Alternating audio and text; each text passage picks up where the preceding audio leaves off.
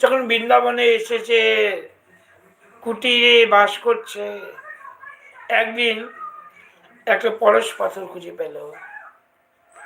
যখন পরশ পাথরটা পেল, তখন সেটা ভাবলো আমি আর পরশ পাথর দিয়ে কি করবো, আমার কাছে পরশ পাথরের কোনো মূল্য নাই।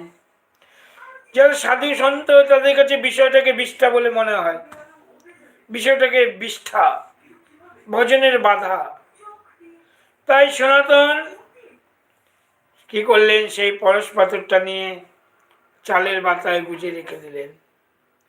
একদিন এক কাশীর বিখ্যাত ব্রাহ্মণ স্বপ্নাদে, খুব দরিদ্র ব্রাহ্মণ, ভগবান শিবের কাছে প্রার্থনা করতেন, হে ভোলেনাথ, আমাকে অর্থ দাও, আমাকে সম্পদ দাও, আমাকে অর্থ দাও, আমার দরিদ্রতা দূর করে দাও। একদিন